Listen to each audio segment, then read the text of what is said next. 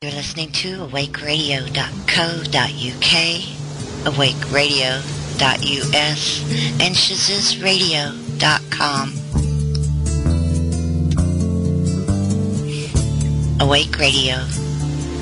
Straight talk for the awake and the aware.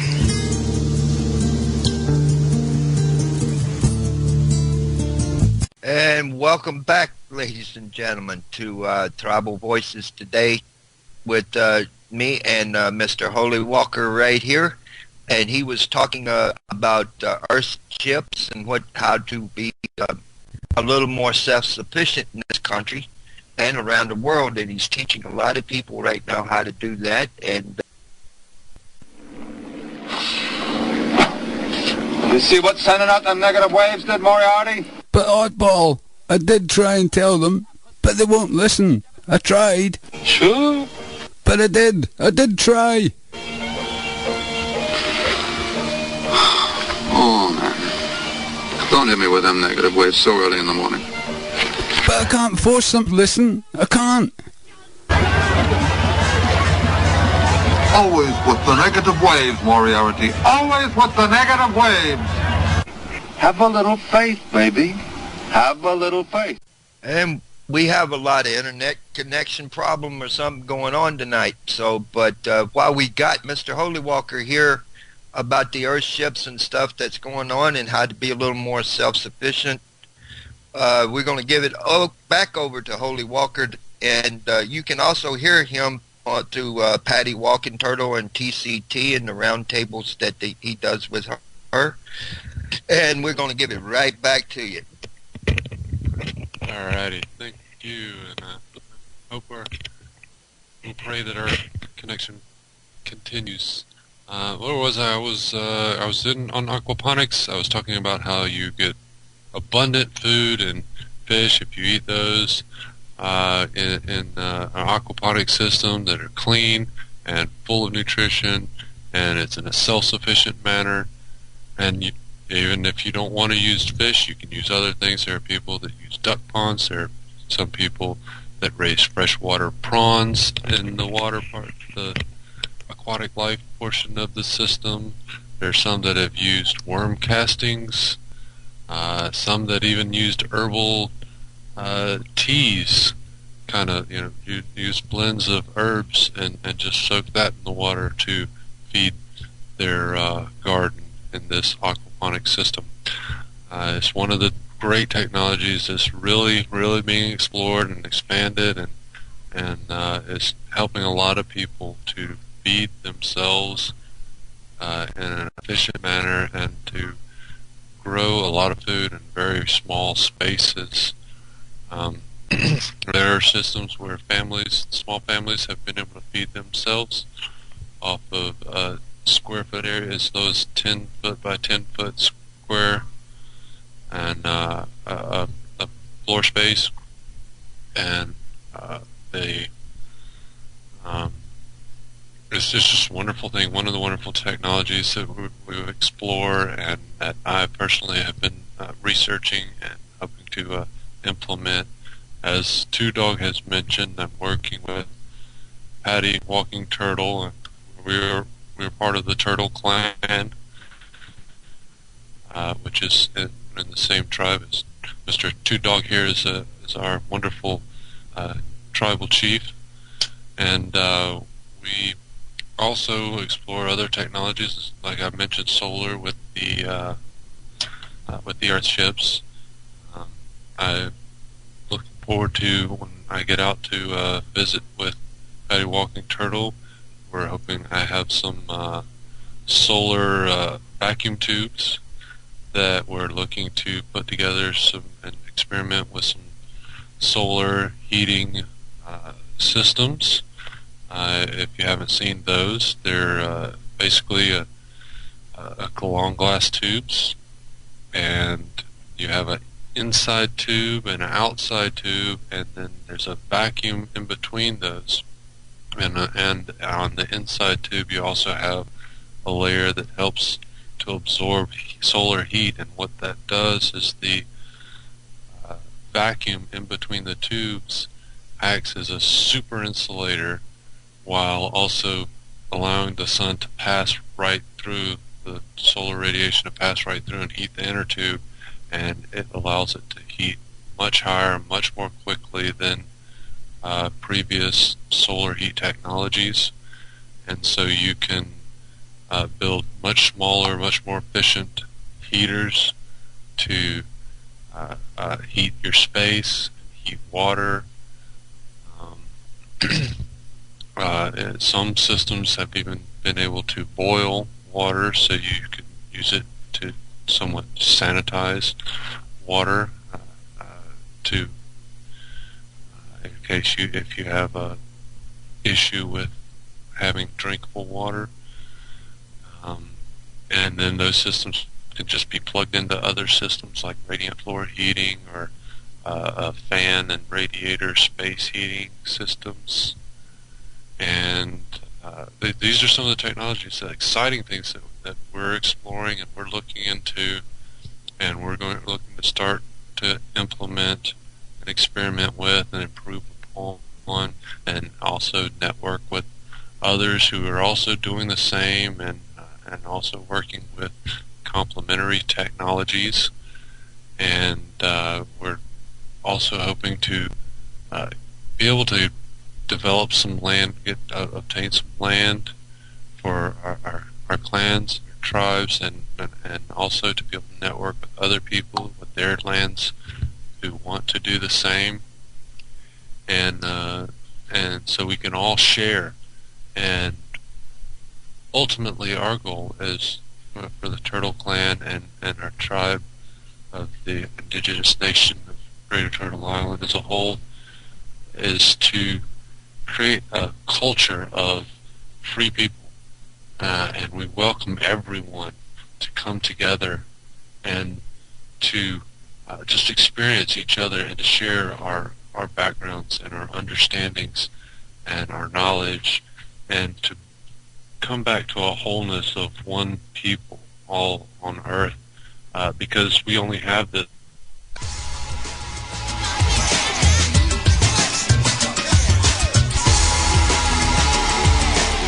You're listening to Awake Radio, straight talk for the awake and aware.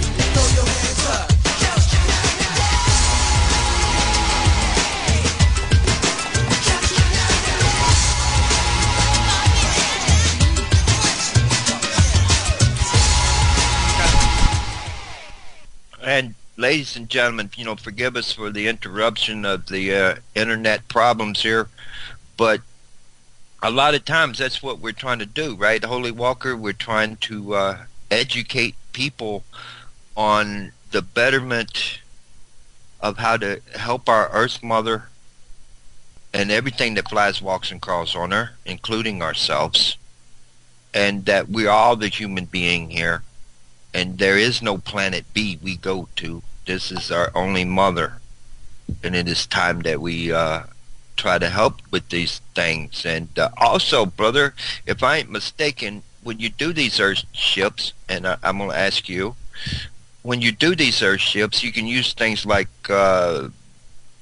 old tires and other things of that manner. And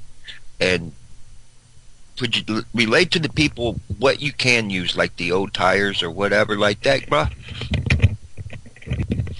Yes, I did briefly mention some of the things on it earlier. One of the actually old tires, old used tires, as long as they're whole, they don't have to have tread on them or anything like that, but as long as they're have their basic structure intact, they can be used as wonderful building material. And it's not just structural, it's also insulative, as well as providing a heat mass. And you think about standard automobile tires, these are, and laying them down to create walls, you're going to have walls that are 2 or more feet thick, and that's, you can imagine that will provide a heavy structure, a very solid structure and you take these tires and you pack them full of dirt. And those are two things that you can find everywhere here on Earth at this time. There are tires everywhere, no matter where you go, what country you go to. There are tires that are constantly being used and replaced and thrown into piles and heaps and dumps and landfills, and it's a wonderful resource that is underused, and we're taking that instead of filling up Earth with these materials. We're reusing them, and like I said, also just plain good old earth, dirt. You pack those into the tires, and they make these huge, heavy, solid thermal mass bricks that can create very, very temperature stable housing, and they're pretty much soundproof as far as those walls, and they can you can design earthships in a way that the sun, the glass is oriented towards the south, so that in the northern hemisphere, or towards the north in the southern hemisphere, and they are able to, especially even in colder climates, any climate around the world. It doesn't matter if you're in the tropics or if you're in the practically Arctic regions, subarctics. Most people aren't going to be going and building them up on sheets of ice and at the poles, but even if you live in a place that's covered in snow half the year, you can live very comfortably with very little energy input with this basic design concept that is called Earthship. And the tires and dirt, which is the basic structural element, not only can you build a structure that's strong enough where a full cement truck could ride right over these walls without collapsing them, you have a thermal heat mass, so that when the sun shines in, and especially in the winter times when it's the coldest and you need the most heat, the sun is lower, so it reaches further into the house and heats more of the walls, those thermal structure, the thermal mass, and it stores it like a battery. The heat is there, and then at night when the sun goes down, that heat is there, and plus the space is already heated, and then as the temperature drops, the temperature drops in the evening, as the sun's no longer warming the structure. As soon as that air temperature drops below the temperature of the walls, then the heat starts coming back out of the walls, and it's like somebody's flipped on a heater switch. It's like a thermostat is flipped on the heat, and you can feel it coming back out, and then you have free heat coming back out, and whether it's day or night, all from the sun. And when it's warm, the warmer temperatures, the warmer climates, or during the summer, when you have more changes in the seasons, in parts of the world where there's more change in the seasons, then the sun's higher and during the day, and it's not heating the space itself directly, but you still have almost a greenhouse section with all the glass in the front where you can grow food. So you have your food growing in a kind of basically a greenhouse attached to the front, where you can walk out and you have your green growing things. All your food can grow there, and like I said, it's basically like a greenhouse, so you can grow food year-round. Plenty of people, even in temperate climates, grow tropical fruits, and so things, banana trees and papayas and mangoes and these things that you normally would have to be in the tropic regions close to the equator of the Earth can grow and receive that extra nutrition and the extra benefits of that, even if you live somewhere where normally you would not be able to receive these things or be able to afford them because they're far.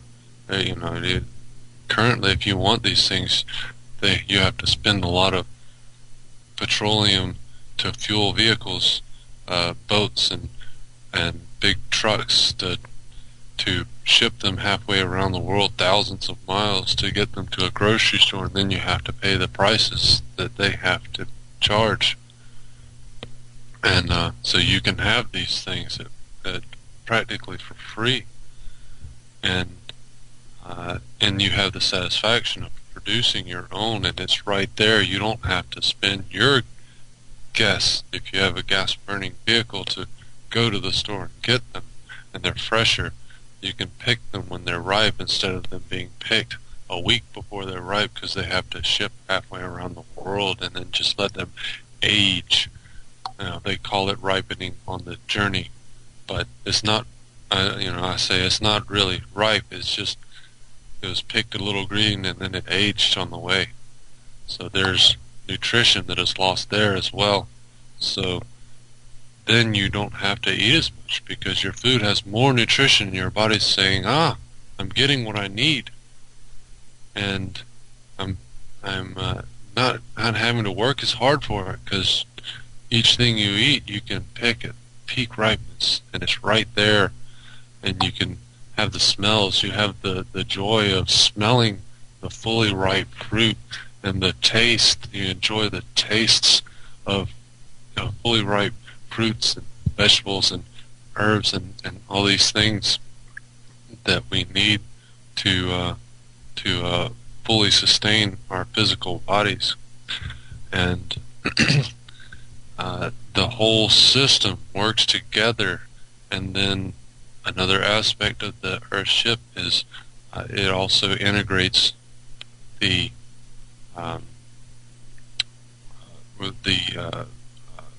waste, what we would normally call sewage, is processed on site as part of the design of the home.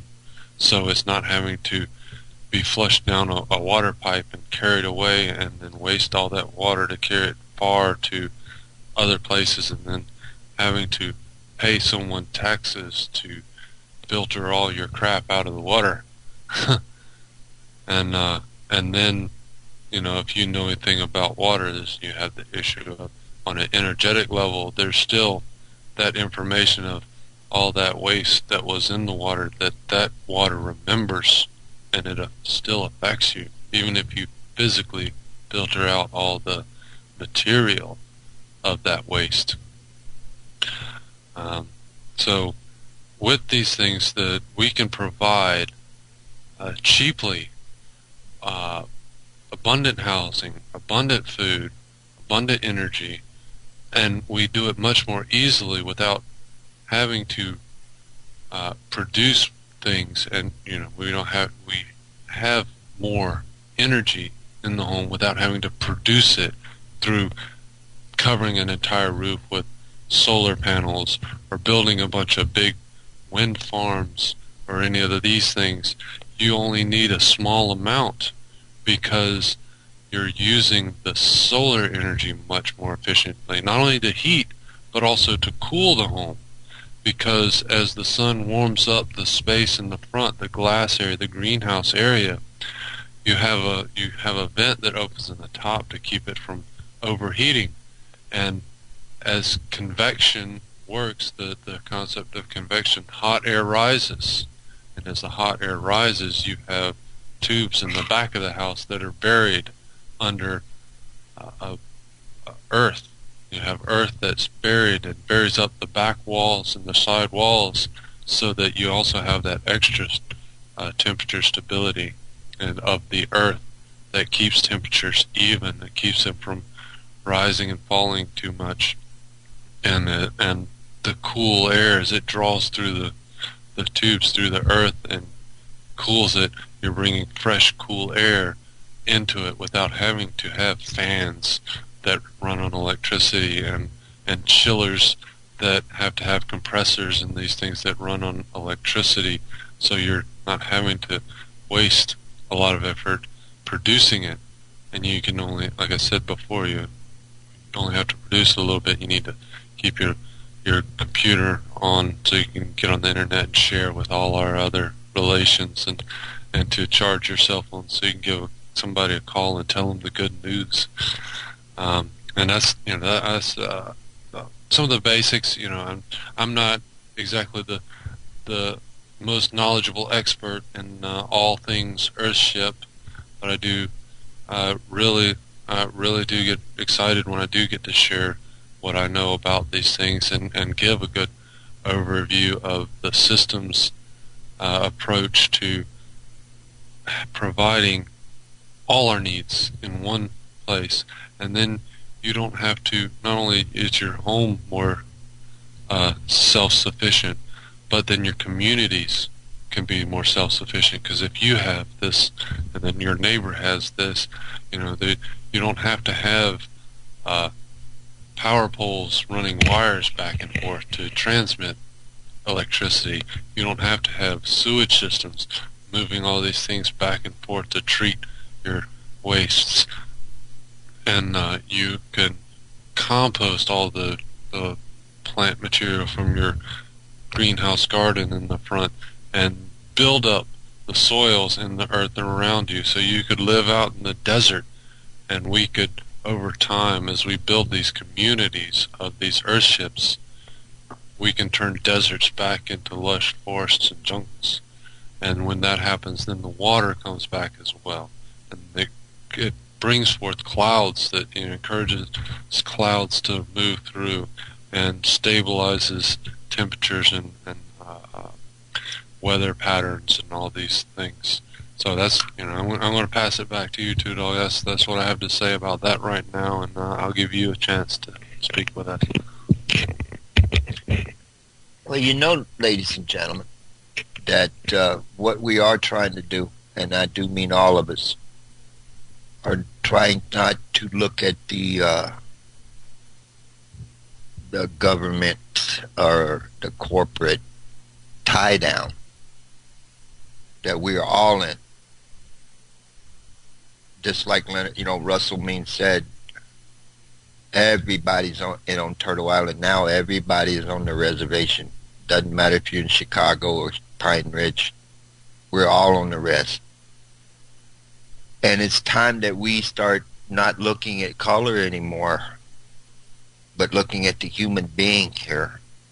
No matter what religion you are, don't matter what culture you are, we're all the human being here. And the main purpose also is to get away from the system. The system is what's doing the killing here. So if you become more self-sufficient from the earth, which we are supposed to be that anyway, how much better would that be for you? Could you be able to not worry about the GMOs that you're putting in your body, or the fracking that they're doing to the earth, or the chemtrails that you see in the sky, or the wars that they make anyway? Because we're all in a war right now. From our children to us, to our elders. Because it's a constant fight out here just to survive this. And, with Earthships, the way you were talking about this with the old tires and the earth and the other things that you can use for this, and to be more energy self-sufficient, because what is going to happen if the oil stops? There's no more of Mother Earth's blood being pumped. What are you going to do? How are you going to survive this? How is this thing going to continue if we do not find more energy efficient ways, but can do it in a in a how do I put it, non-GMO world, you know, a non-fracking world. Because right now, ladies and gentlemen, I mean, I'm here with Holy Walker, and a brother from also from the let me see, what part of the world is he from? Us, yours? What, from the Filipino that are in my front yard right now, and me and the Filipino brother have been talking quite for 2 days, and you know, the the system is that people are coming. They're coming. They're wanting to know these things. They're wanting to get this better. They're wanting this better for their children and the 7 generations up. Not just their children, but their grandchildren and their grandchildren and their great-great-grandchildren too. It's for Paula's children that I do what I do. It's for Tracy's children I do what I do. It's for all of our children that I do and say what I say. The main focus, Holy Walker, is to make sure that there is no cosmic reaction, and that this radiation that I know is in this country and all around the world get dropped. We don't need nuclear power because it's done really nothing but kill. Radiation, causing your children to have cancer when it shouldn't even be there by birth, like my daughter is. So, you know, it's a constant reflux. You know, what do you see, my friend? And I'm going to say it like this, and I'm going to give this mic back over to you, that within the next, say, 5 years, if, and I say only if, we stop this insanity that's happening right now, then, you know, do you see anything in the near future, say 5 years from now? Brother, here you go. Okay. Yeah. Well, let's see. 5 years, say, we stop the insanity. We stop the fracking, and we get rid of the GMOs and the genetic manipulations.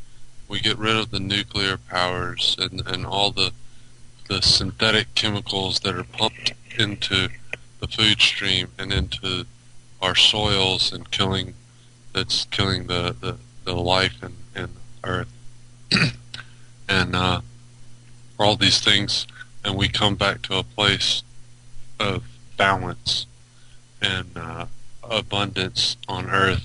Well, that's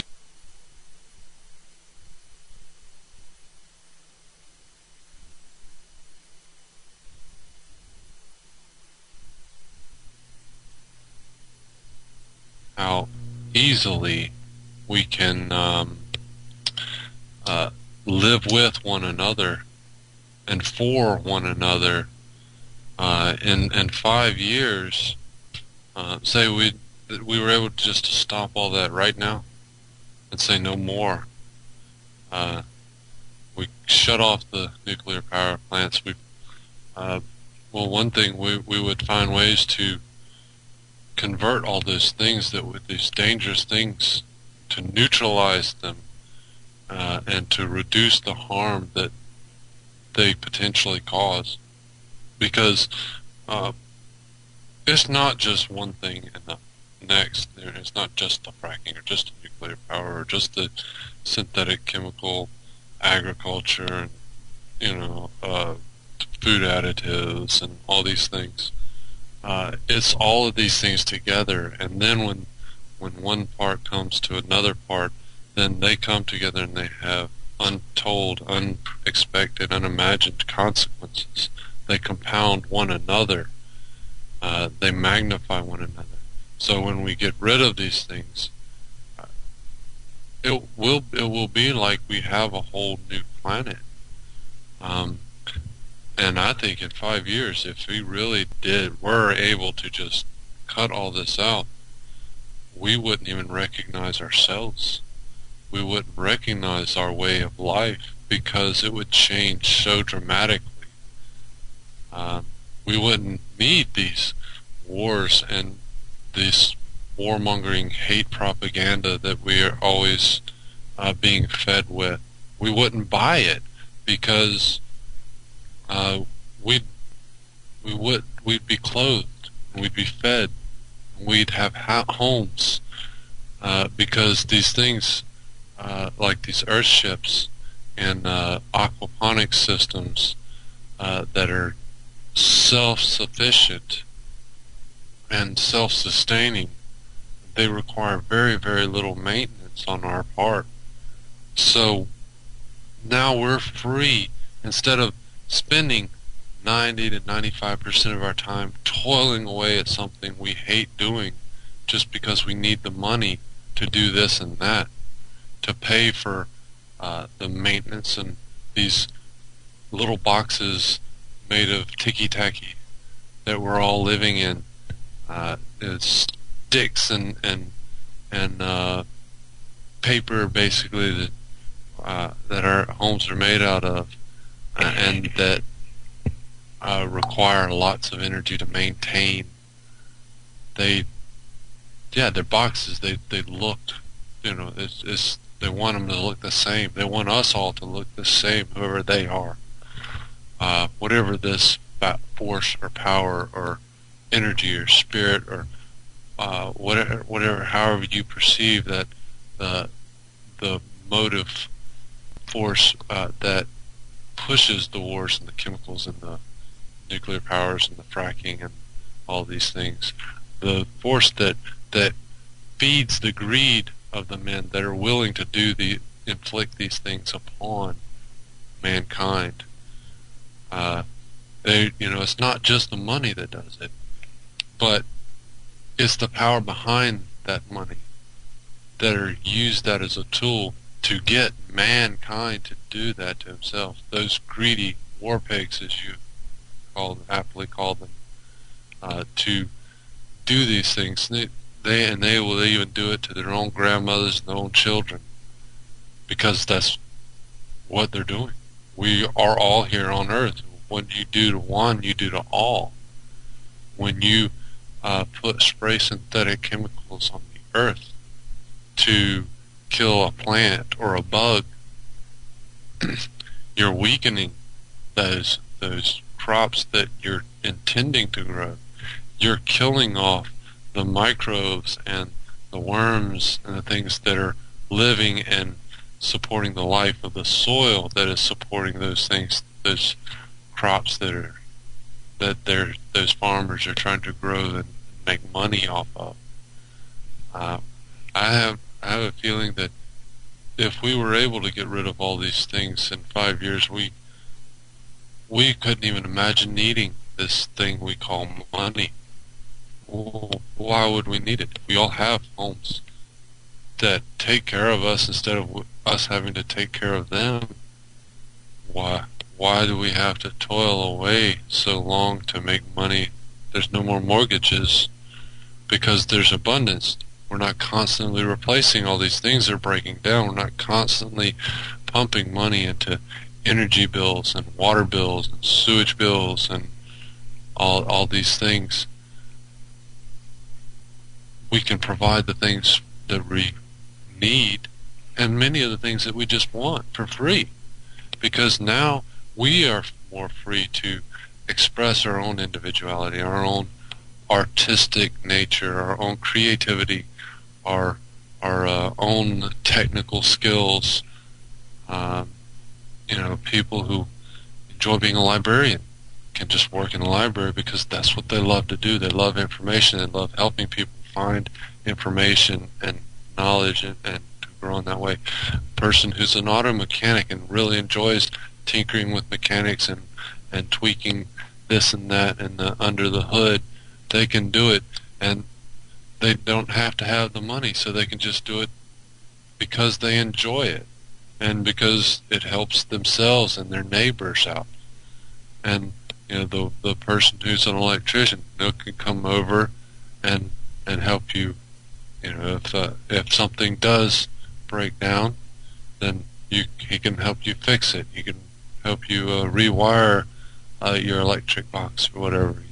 All these things, these different things that we do for money, can be done just for the pure pleasure of, that's my skill, that's my talent, that's my passion, that's my best expression of my creativity, and so I will do that because I will do it better than someone that's just doing it for the money.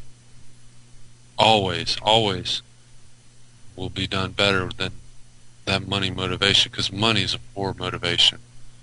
But we're so used to it, we don't really think about it too much, those motivations. And so when those things fall away, those inhibitions of these things that we mentioned, the bad things, we'll just call them, then we're more free. We get rid of money, we have abundance, we have explosions of creativity and technology, and we start to see these things come to reality that we've just fantasized in some of these sci-fi future movies and TV shows and books, and I think it would happen very, very quickly, and in 5 years we wouldn't even really recognize ourselves and our technologies in our homes, our life, our culture. It would be so much more peaceful, and like I said, provide so much more abundance. Ski, brother, for that great explanation about this whole thing.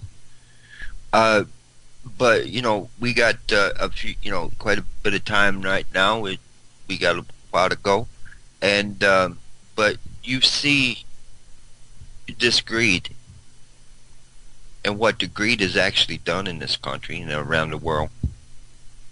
And greed does nothing but kill. Greed kills. It kills your own spirit if you're not careful with yourself. Greed was with Custer as it is with Obama or Bush or whatever president we've ever had. Within the tribal way, our women took care of us. The sacred woman has always been there for us. And you see a lot of this thing going on now, that the woman is getting hurt and should not be.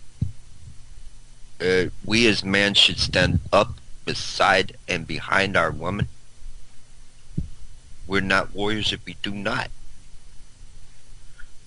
Within that chain, that whole circle of life that you see out there, ladies and gentlemen, whether it be the smallest bug to the biggest fish, to the two-legged that we are, or to the four-legged, the wingeds, whatever.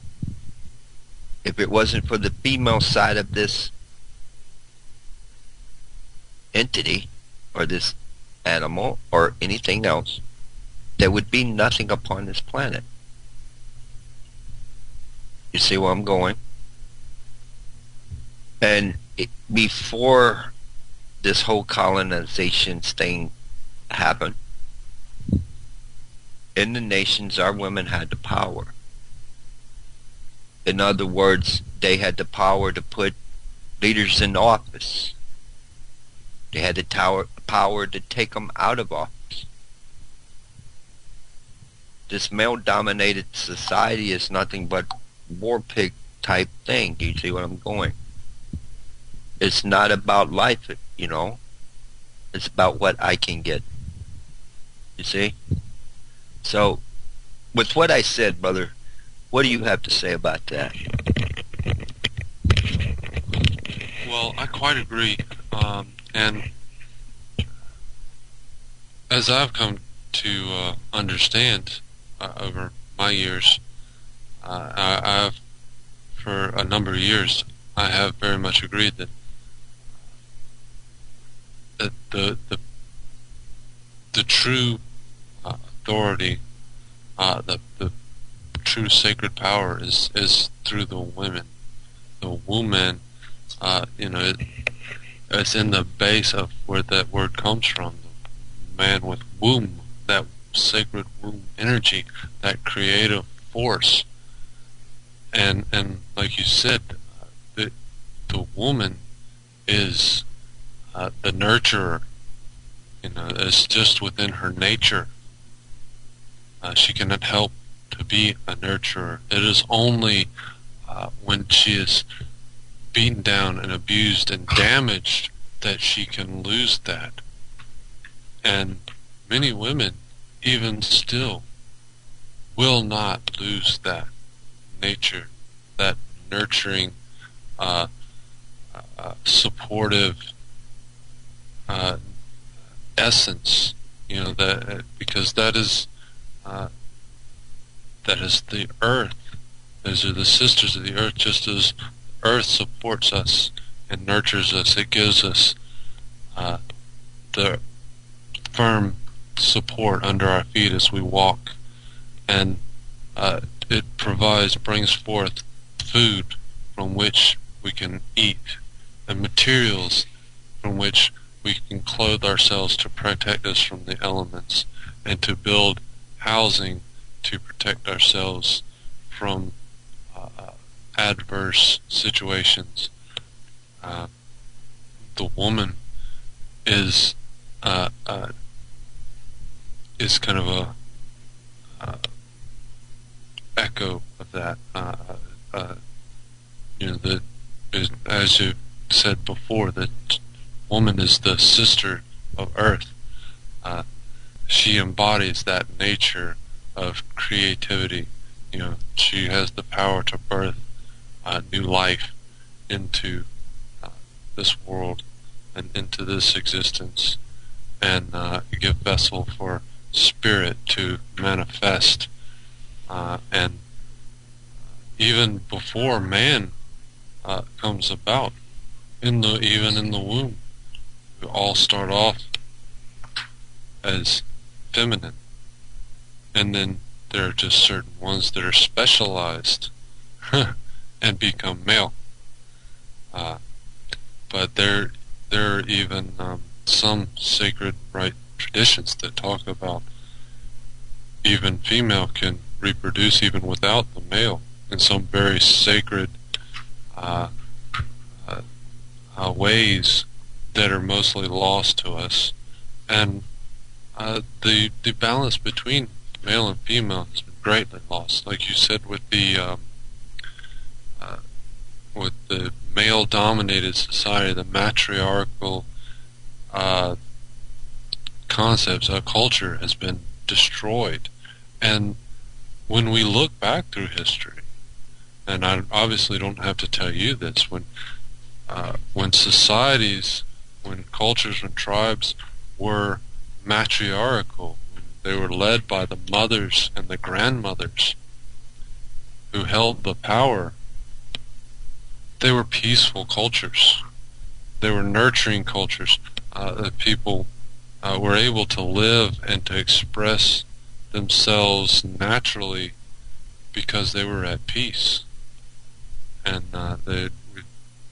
if there were disagreements, they were handled in a peaceful manner. They didn't need to go to war. There was no thought to go out and destroy the other tribe. If there was a disagreement, it was handled usually between the mothers, the clan mothers, and if there was ever some serious issue, then the warriors would be sent to take care of it. But it still was the clan mothers that had the wisdom to keep that in balance, because no mother, no grandmother would want to see their children of their tribe destroyed. because that is, they didn't bring them into the world to just have them destroyed. We have lost this sense of that power, that sacredness of the feminine, of mother.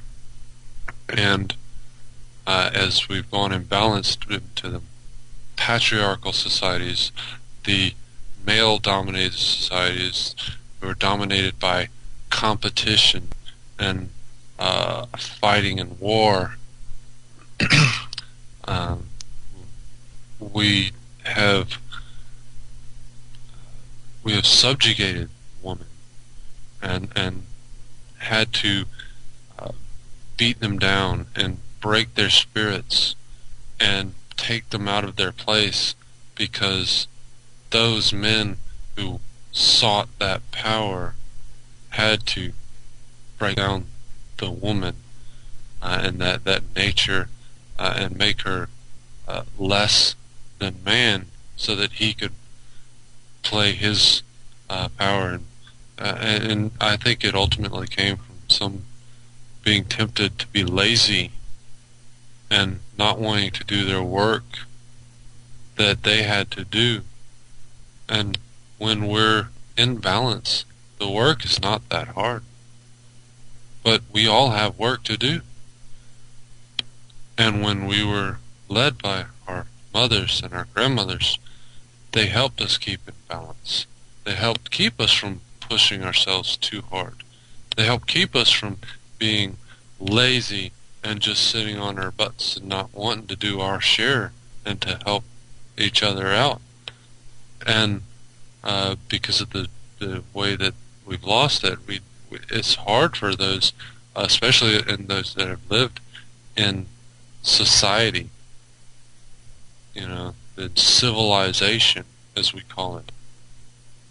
And so the ones who wanted to be lazy and wanted to make others do their work for them so that they could feel that power. And like I said, it came from the greed, the temptation to be greedy. They had to make others feel less. They had to destroy the women and the woman's role in order to do that. And we desperately need to have everyone wake up to the fact that a woman's place, a mother, is to lead. The grandmothers are true wisdom and the balance of that understanding of what our culture should be and how we relate to one another. And when we get back to the place of where we honor